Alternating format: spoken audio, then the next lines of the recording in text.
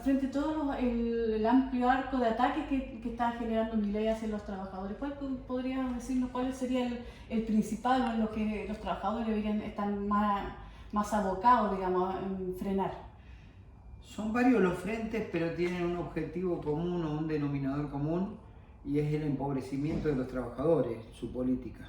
Y creo que ahí es donde tenemos que apuntar directamente al corazón de sus políticas económicas que han hecho en la Argentina, que en el término de 5 meses los jubilados y pensionados pierdan más del 30% del poder adquisitivo, los trabajadores registrados más del 20% del poder adquisitivo.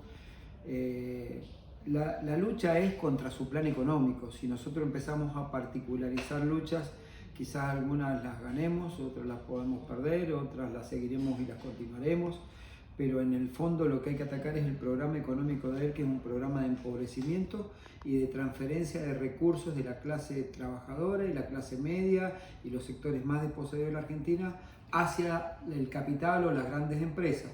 Es decir, le sacan plata a los que menos tienen para mejorar la tasa de rentabilidad de los que ya son sumamente ricos. Claro.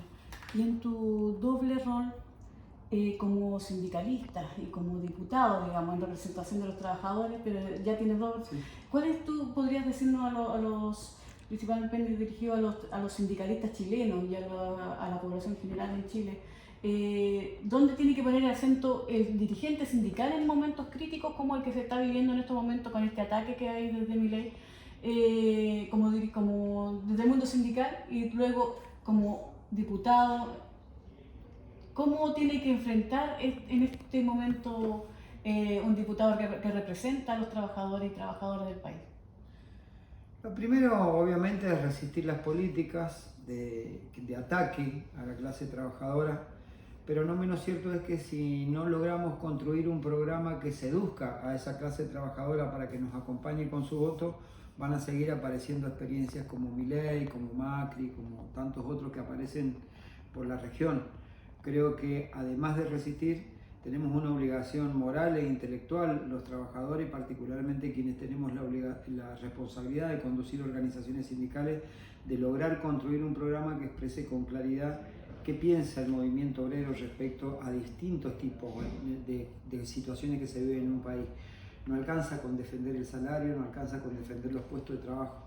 El movimiento obrero tiene que expresar con claridad qué opina la clase trabajadora respecto a la educación, a la vivienda, a la política exterior, a la infraestructura, a la previsión social. No hay que agotarse simplemente en defender el salario y en defender los puestos de trabajo o las condiciones de trabajo en una negociación colectiva.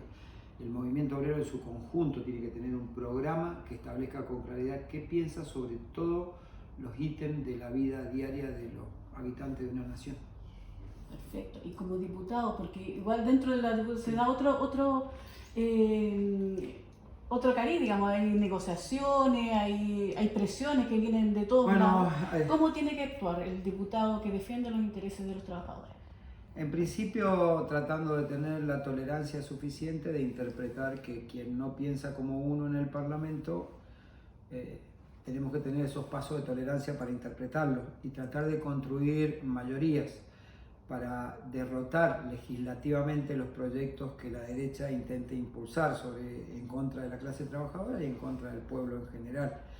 Esas minorías, esas mayorías, esa construcción de mayorías, a veces pueden ser eventuales para un tema determinado y ojalá sean más perdurables para combatir una política y que quede expresado claramente dos modelos, el que representa a Milei y la derecha y el que representa el resto de los partidos opositores. A veces es difícil porque hay partidos opositores por la fragmentación política que hay que pueden llegar a tener más afinidad con algunas políticas de Milei que con las nuestras. Entonces ahí es donde aparece esa tolerancia y ese comprender y ese seguir dialogando y a veces lograr el objetivo de sumar voluntades. A veces, vuelvo a decir, la mayoría pueden ser circunstanciales y aspiramos a que sean definitivas porque en el fondo hay un solo programa del otro lado que es la derecha. Ok. Muchas gracias.